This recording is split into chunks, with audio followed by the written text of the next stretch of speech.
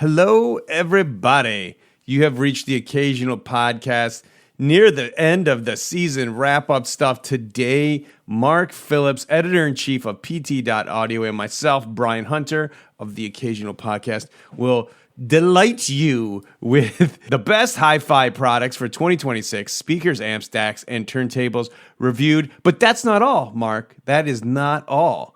We will also divulge deep info on basically every product category that's available in hi-fi. And that is all stemming from Mark's blood, sweat, and tears from the buyer's guide for audiophiles that will be hosted on pt.audio. And if you're listening to this, it's probably up right now. So run, don't walk. Straight to the website, fast as your little legs will carry you, straight into the arms, the welcoming arms of the 2026 Buyer's Guide for Audio. So you know how we love to toy around with the AI and everyone hates it. I wanted to ask you, Mark, before we kick things off with all the Buyer's Guides and the deep dive, in your opinion, this is just your opinion, there is no right or wrong answer, who would you say is the most influential and prominent audiophile writers of all time? Ranked top 3. I'm going to probably let people down with these mainstream choices. There's nothing surprising, but you got to go with J. Gordon Holt, just because he kind of started the whole thing. The year I was born, so as old as I am, that's how old J. Gordon Holt's work is. But he kind of set the rules and got the whole thing going. So he's kind of the George Washington of audio reviewers, very influential. And then I would go with a personal favorite would probably be someone else from Stereophile, and that's Art Dudley, who was back in his days with Listener. He just really spoke for me, and by paying attention to him and by following him and by trusting him eventually, I was really exposed to many, many interesting brands of high-end audio gear that I wouldn't have come in contact with if I had just stuck with the mainstream magazines, such as back in the day was Audio and High Fidelity and Stereo Review. And I didn't discover Stereophile until 1985, but Art Dudley I always had a kindred spirit with. And then finally, I want to say, and this is not blowing smoke up anybody, you know what, it's got to be Scott Hull, because again, if I hadn't been inspired by him, I wouldn't be sitting at this desk right now. It was just our little mutual fan club for each other was really instrumental in getting me back into the audio industry for good, hopefully. But I would say him as well. Those 3 people right there are what I think about when I think about reviewers. And of course, there's lots of people I like, but if we're going to limit it to 3, I'll stop there. Yeah. That's good. That's good. So this is what ChatGPT said for, let's say this one. I got 6 here.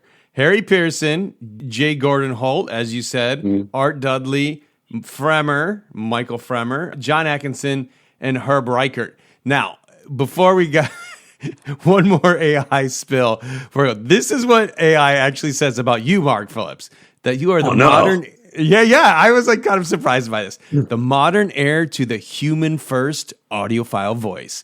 Mark writes with a combination of honest, conversational storytelling, deep musical taste, relatable, anti-pretentious charm, a focus on how gear feels to live with, not just how it measures. Mark brings a clear, approachable, extremely human tone that appeals to readers who love gear but love music even more. For music-first, story-driven hi-fi writing, Mark Phillips is top 3 alive right now. Maintains the everyman enthusiast vibe despite decades of experience. For would I actually want to have a beer with this reviewer? Mark might legitimately be number 1. How do you react to that AI spiel? First of all, sure, AI, let's go have a beer together. Oh man, that's a little overwhelming. I'm a little verklempt. I feel like maybe that was written by me, perhaps. That's kind of what I've always wanted to be. That, so I hope I live up to it a little bit. But that's bizarre. It's flattering, but it's AI, which I still haven't completely succumbed to yet. But wow, thanks. It's actually really weird because I did my name and it just said he's the worst audiophile writer ever. So, well, take it with a grain of salt. Actually, no, it did say something nice. What does it say here? It says, Most influential of the social era hi-fi writers. Brian Hunter, Darko, Gutenberg, that's the modern trinity. I was like, all right, I'll take that. All right, modern. I like those guys a lot, and I respect their work highly, so to be amongst the ranks is an honor. I'm going to go on vacation now. I might as well just kind of sit on a beach and think about that a little bit. Talk about daily affirmation. You just go through AI every day. This episode of the Occasional Podcast is brought to you by AudioQuest. All AudioQuest products, from the company's most modest parts to its most ambitious works of art, are thoughtfully designed to deliver outstanding performance and exceptional value, regardless of price. No matter how little or how much you invest, AudioQuest is made for you. Explore AudioQuest's award-winning cables, power products, and accessories at audioquest.com. Today's episode is also brought to you by Wharfdale. For nearly a century, Wharfdale has defined the classic British sound, natural, musical, and effortlessly enjoyable. Nowhere is that heritage more alive than in the Linton and Super Linton. Their warm, inviting presentation, timeless cabinet design, and honest musicality capture everything Wharfdale has stood for since the beginning. What makes the Linton family so special isn't just the engineering, it's the philosophy behind it. These speakers deliver the kind of full-body, room-filling performance you'd expect from far more expensive designs, staying true to Wharfdale's belief that great sound should be within reach of every music lover. And right now is the best time to bring them home. Through January 15th, Linton and Super Linton purchases include the matching stands free of charge. Heritage, craftsmanship, and real value. That's the Wharfdale way. Discover the Linton and Super Linton at wharfdaleusa.com. Today's episode is brought to you by Pass Labs. For over 3 decades, Pass Labs has delivered unparalleled sound quality. Solid-state amplifiers designed by legendary engineer Nelson Pass and preamplifiers designed by Wayne Colburn come together to bring warmth and transparency to your audio experience. Handcrafted with precision and passion in the U.S., our world-class service department is here to ensure your Pass Labs products bring you joy for years to come. Listen with Pass Labs and discover your music like never before.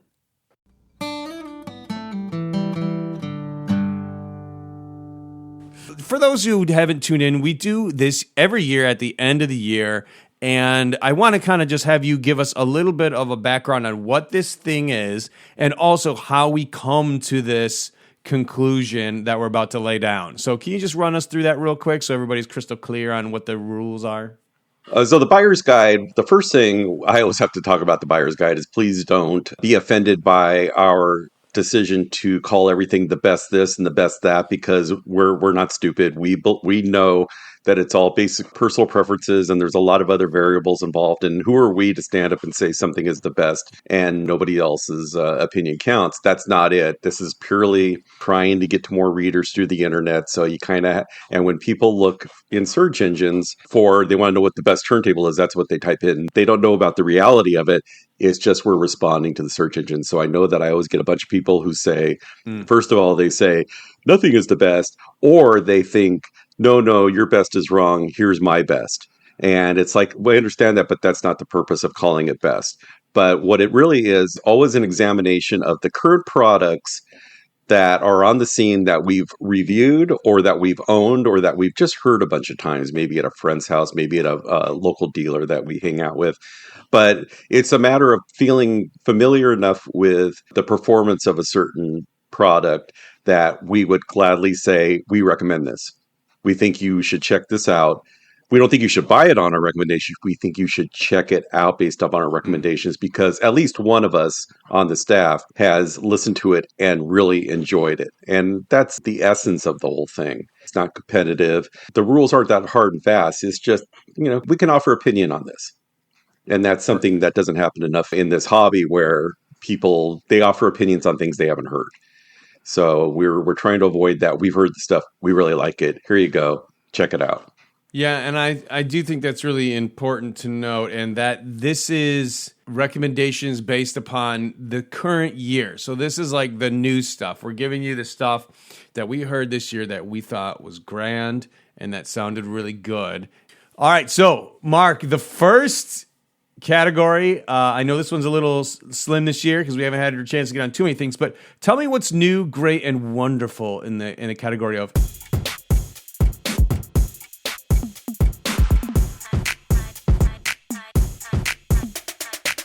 subwoofers. So I think we did the subs for the first time on the last buyer's guide. I didn't want PT Audio to be, well, we don't believe in subs. In fact, when we keep walking into all these big giant rooms at high-end shows, and they got plenty of subs all over the place. They're going for it when it comes to low frequencies. And so I decided to bring back the subwoofer category. And initially, because it's the newer stuff, it's what's going on 2025. What do we have in the buyer's guide this year that's new? So we have a couple of new ones that we did. The first one, we've been really, really happy with SVS. I mean, this is a subwoofer company. They're known for their subs, but they've recently started making full-range speakers. And you know what? They're really good at these speakers. We do have a sub. Greg Neville reviewed one of the subs and loved it for the price. And the second one is I did a little sub just during the year. I did a little review sub of the Verify Vanguard Caldera 12, which is a $299, I think, subwoofer. And usually I thought, well, I might have to put this into a second system or something. I can't put this into my reference system. It's just going to reveal that it's a $250 subwoofer. And that's not what happened at all. It actually worked really well in providing a nice, tight, blended low frequency to some pretty expensive speakers. It didn't work with every single one, but when it worked, it was really fantastic. So I didn't think I'd get excited over a $250 subwoofer, but here you go. This one is really good. And now on to probably the most controversial category of them all, and ever will be. And I just want to say we everyone has their own opinions on this category, but this is just our opinion. If you don't love cables and or power conditioning, you don't have to buy it. We're not telling you to buy anything. You're free to spend your money how you wish. But Mark, if you are interested in cables and power conditioning, what did you hear this year that really impressed you? Cables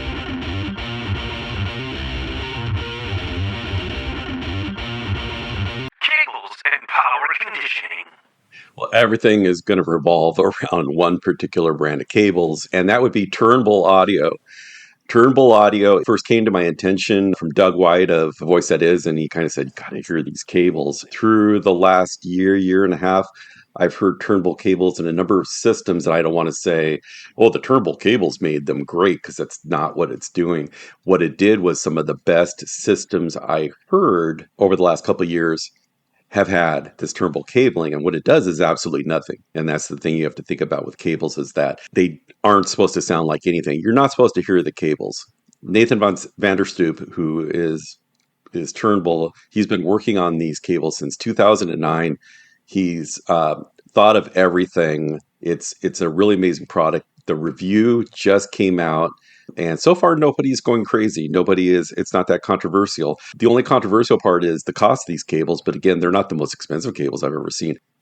Do you have any nominations for the headphone category?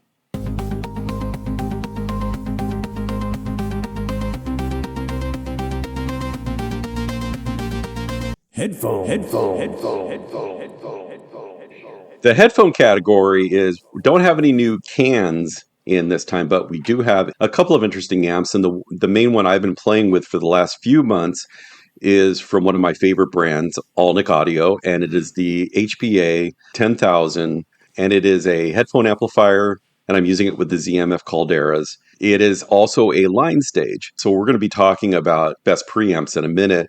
And one of the best preamps and one of the best headphone amps is the same thing. It's this Alnick HPA 10,000. It's just one of those products these days that they're putting things into one boxes they previously didn't do, because we know a lot more about building the inside so that they're not causing a lot of problems, that they're doing all the noise suppression. So it allows people to integrate more often. And this is an integrated product, but I'm telling you, the preamplifier section is stellar and the headphone amplifier section is stellar. So that's, for me, the big news in this year's headphone section.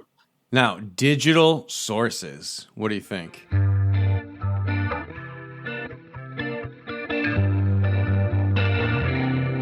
Digital Digital Sources is huge this year.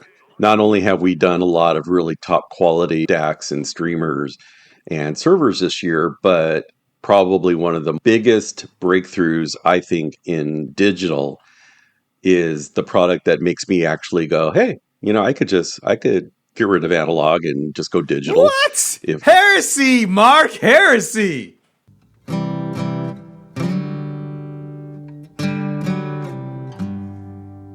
Tired of audio reviews that sound like they were written by robots? Us too. For the last 15 years, Part-Time Audiophile has been an open revolt against boring. And this year, we're doubling down. We have a brand new look and a brand new name, but the same old attitude. Find us at pt.audio for all your turntable throwdowns and amplifier face-offs. Great sound meets good times at pt.audio. Today's episode is brought to you by SVS. SVS is a favorite of the Occasional Podcast based on the class-leading performance of its acclaimed speakers and subwoofers. All backed by expert support and generous owner benefits. SVS is currently running its biggest sale of the year with the lowest prices ever on many of its most popular speakers and subwoofers. Learn more at svsound.com. That's S as in speaker, V as in volume, sound.com.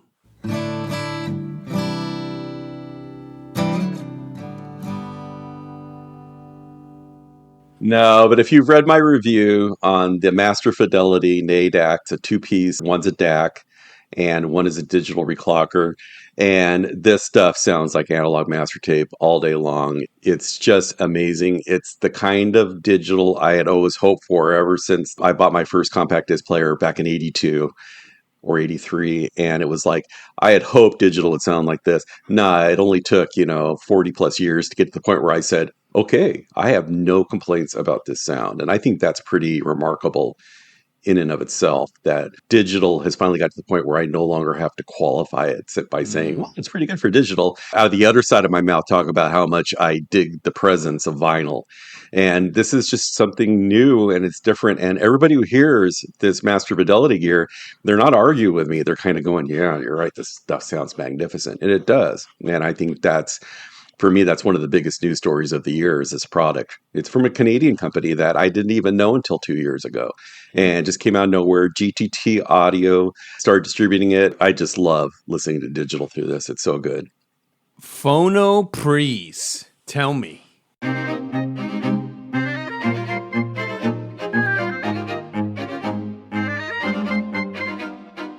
Phonoprese? Okay, I'll tell you right now, the only thing we have in Phonoprese is a step-up transformer from Audio Note. They had an impact this year. I've been reviewing like my second round of Audio Note. I started doing it, 3 years ago. Now I'm kind of coming up in the levels, so to speak. This was just a matter of I've been using the Tonmeister Maishu Phono Tonmeister Silver integrated amplifier, and it has a phono stage, but it's an phono stage only because Audio Note believes strongly in using step-up transformers instead of phono stages. I use the ANS4, which is one of the most expensive step-up transformers I've used. One of the most exotic, it has a lot of exotic materials in the transformers. It's got silver wire. It's got a lot of good stuff in it. This thing, it will make you really think about whether you want to give up on phono stages and go step-up transformers, because there's some pros and there's cons to going each way. But every time I use an Audio Note one, I start leaning toward maybe this is how I should start powering everything. So if you're looking for big news in phono preamps this year, that might be one of them, is that I think I'm going to be investigating more step-up transformers in the future. Carts and tone arms. So first of all, we've got a couple of surprises, last minute surprises under the cartridges. The big one is, by the time you listen to this podcast, it will be already published, but Greg Weaver just reviewed Hyper Analog Sonic X4 phono cartridge, which is designed by Gary Coe and 4 of his friends in the industry, and they got together and they decided they really wanted to design a phono cartridge that gave them everything they wanted. They like some cartridges more than others, but nothing gave them everything. So I've heard this Hyper Analog cartridge a few times in the last couple of years, usually in Gary Coe's room, the Genesis Advanced Technology room at shows. Expensive cartridge. It's $18,000. What basically Greg Weaver said in his review is that he thinks it might be one of the best cartridge, there you go. Best cartridges out there, with the possible exception of the DS Audio optical cartridges, which everybody's kind of agreeing right now that they're kind of a new thing that's kind of great and it's going to change the landscape. But this Hyper is pretty amazing as well. And that's a big one. Garrett Hongo also reviewed a new Zix. Zix has a new line called the Exceed line. So if anybody's wondering why Zix dropped off the buyer's guide this time, was simply because they replaced all their cartridges with new models. And usually that indicates for us that it should come off the list, because we want to recommend. The buyer's guide we want it to be about things you go run out and buy right now. Zix has a new one, and hopefully we get some more Zixes in for review from this new line, because a lot of us are big fans. What about turntables? I had 2 turntables for this year. First one was the Origin Live. It was the Resolution Mark V with the Enterprise arm. And then I followed it up with a more affordable turntable, but still a very good one. And that was the Fender and MoFi American Vintage turntable, which has the Stratocaster body and everything. And it's the latest one. I liked it a lot. It's $4,000, and that includes a $1,500 cartridge, a MoFi Gold cartridge, their top of the line moving coil, Gold MC. And I started listening to it, and it wasn't that I didn't have high expectations for it. It wasn't the sherbet between the courses or anything. But I realized I was stepping down from a really good turntable. The Origin Live was fantastic, a really exceptional turntable. And I went down to this other turntable, which was tone arm, cartridge, and turntable all for $39.95 or whatever. And I said, okay, I have to downplay my expectations. But over time, after it warmed up a bit, I was like, no, I'm really kind of digging this. It's this really easy, laid-back, open-sounding turntable, almost a new benchmark in terms of what do I think the best cartridge in its, the best rig in its price range. Normally, I'd be looking at something like a Riga or something, but no, this MoFi is wow. Yeah, it has my recommendation.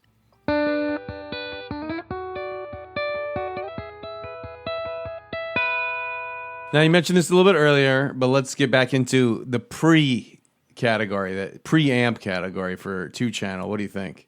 So the preamp, I think we may have talked about this last time we did a podcast on the buyer's guide, is that the preamp section is the one that we're really kind of stressing to build back up, because I think Scott Hull sent me a message, and this is a few months ago, and it's like, we don't have a lot of preamps on our list anymore, and it seems like it's shrinking, and it seems like they start at really expensive prices. And I said, I know that's not us. That is the marketplace. And is the preamp dying out as a separate category?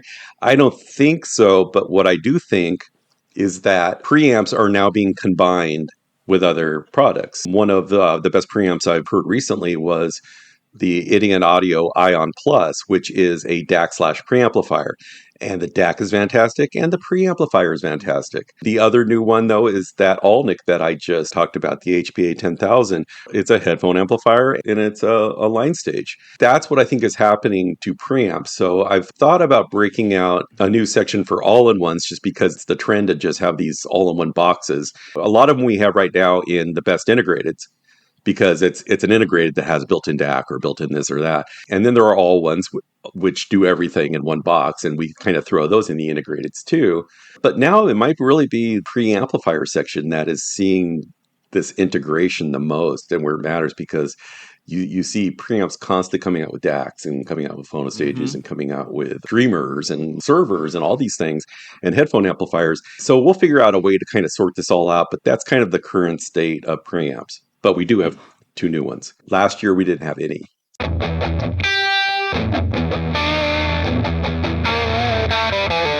Power amplifiers. Power amplifiers. Had a lot of fun this year.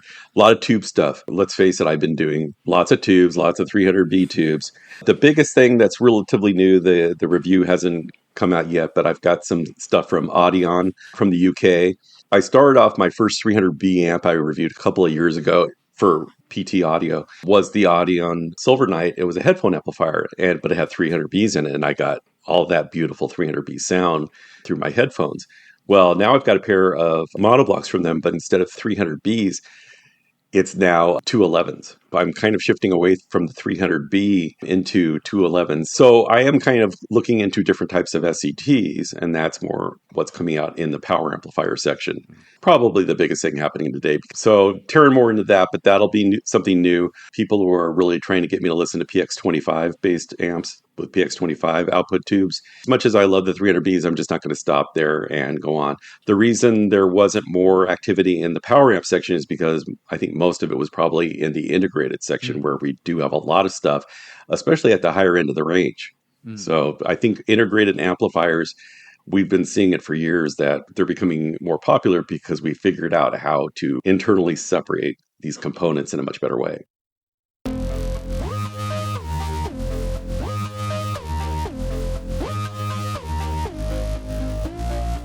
Let's kind of like flush integrateds out of it. You've been talking a little bit about how it's the product category is growing. What really happened this year in your mind in the integrated category? What were the improvements? And I think you brought up a really good point earlier that like we're learning how to isolate better in a single chassis, and this is resulting in better sound. Kind of how is that reflected in the marketplace this year?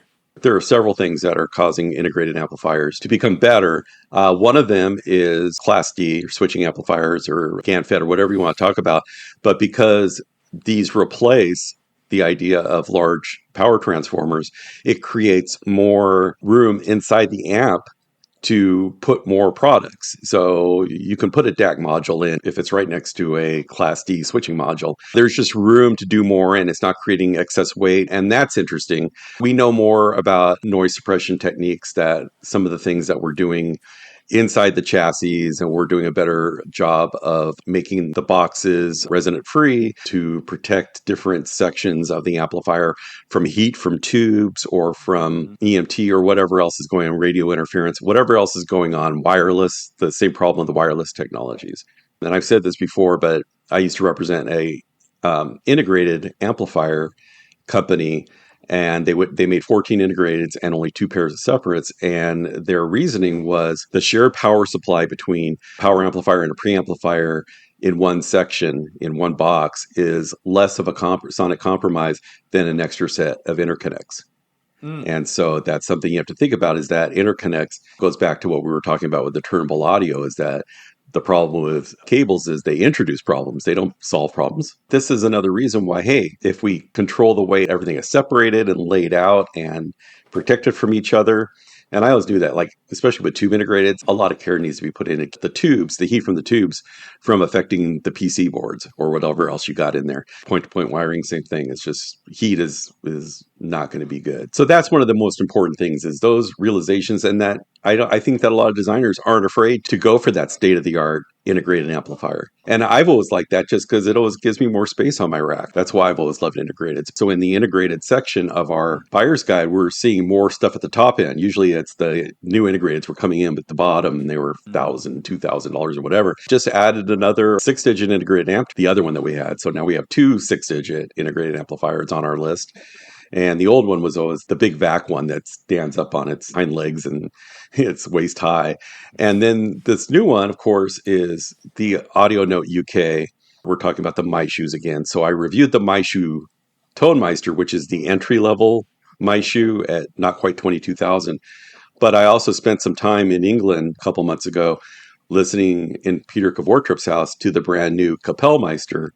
And the Kapellmeister is the Tonmeister taken to the nth degree with its pure silver conductors and with its exotic transformers. It was amazing to listen to. It's a $125,000 integrated amplifier with 8 watts per channel. It just is mind-boggling. It's just, you listen to something like this and it changes your mind about what you need from an amplifier. I would have to win the lottery to get one, but would I buy one if I won the lottery? I think I might. In terms of the grand category, the big category, this is the SEO draw, folks. This is the one that everybody loves to talk about.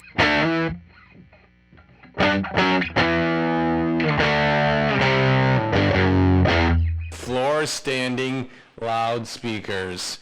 Tell me. What do we got for floor standing speakers this year in the cherry at the top category? Well, if you're going to start from the top down, I did include those new Zoltan Statement Ultras, $738,000 a pair. 792 pounds each, but they're not that overbearing. They're not gigantic and take over a room. They're actually fairly streamlined. But this is something that I heard again back in October in Toronto. Spent a few days listening to these speakers, and they really just seem to capture the pure energy of the music better than any other big speakers. And I think what I wanted to kind of say when I was discussing it was that sometimes big speakers cabinets are so inert because they're so heavy that they can control the sound a little bit too much.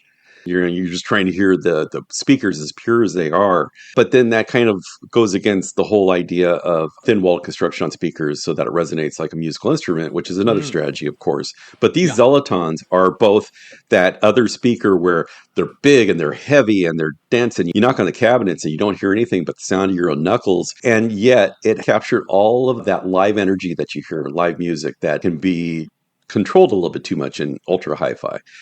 And so I felt they just had a lot of energy. They were exciting. They could play loud. They could play really deep. They could do everything. But it's just one of those things where it's a Zeloton I've known for quite a while. I've always been intrigued by them. But this is the first time I heard a Zeloton speaker at this rare level. And they belong in the pantheon of the big, great speaker manufacturers that are out there right now that everybody wants to decide what's the best.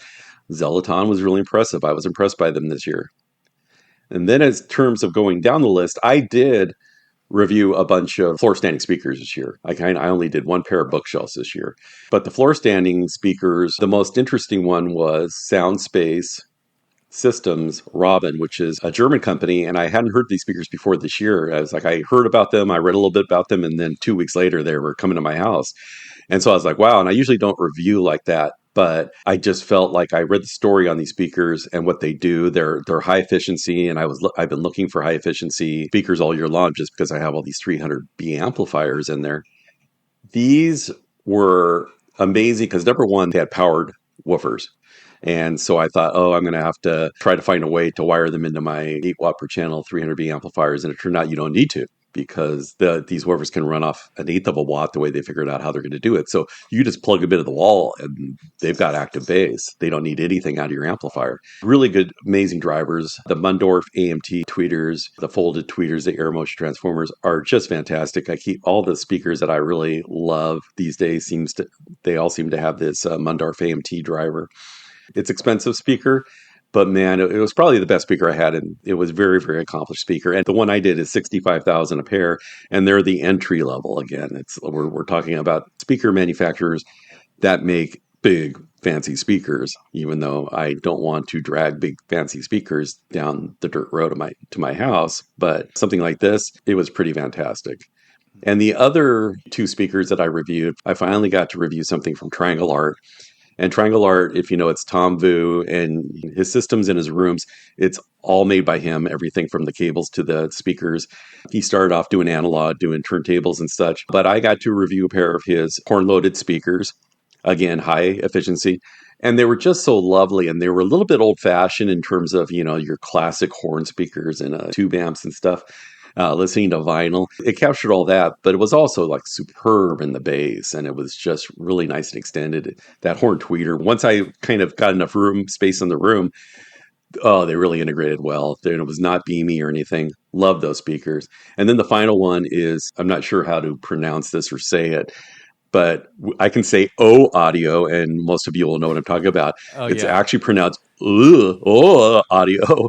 It's a Norwegian word, means strength, but it's a Norwegian speaker company. And I got to do, again, their entry levels. The Frigo 2s, these are not the horn speakers like the larger models. These are all dynamic drivers. But man, this was for $15,000. This was a great speaker that it really went deep in the bass, really threw up a huge soundstage. And I really enjoyed listening to it. Oh, yeah. That is a great snapshot of this year. Wow, you ripped through it. I appreciate that, Mark. So we are going to address a few big subjects at the end. As you know, Mark and myself are massive bookshelf speaker fans. This is the final category of the buyer's guide. However, we're going to hold off on the bookshelf category and the PT.audio nominations for product of the year, best value of the year, and of course, best bookshelf of the year to the next episode. So we will have all of that laid out in full stunning detail for you in the next show. So we're going to wrap up this episode right now. But if you would like to hear, again, the bookshelf category, which includes Mark's special category nomination for Product of the Year for bookshelves, Product of the Year overall, Best Value, tune in 2 weeks. I promise it will not be late. We will not be tardy. We will be right on time. 2 weeks from the posting date of this, we'll have all that blown out, and that will be our big, grand year-end episode at the year-end.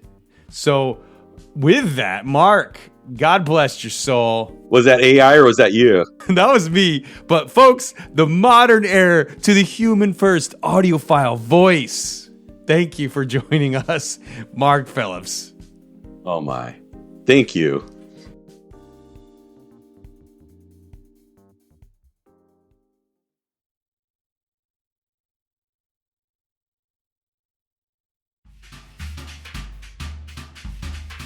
The Occasional Podcast is a production of the Part-Time Audiophile Network, which includes PartTimeAudiophile.com, The Occasional Magazine, the PTA Newsletter, and Audiohead.com. You can stay in touch with us on Twitter, Facebook, Instagram, and YouTube. The Occasional Podcast is produced and hosted by Brian Hunter, executive produced by Scott Hall at PTA Productions. The Occasional Podcast and its original associated music is monitored, mixed, and mastered on the Focal Trio 6 BE Studio monitors. AI songs produced by Udio.com. If you haven't already, please subscribe to The Occasional Podcast on iTunes, Google, Spotify, or wherever your favorite podcasts are downloaded.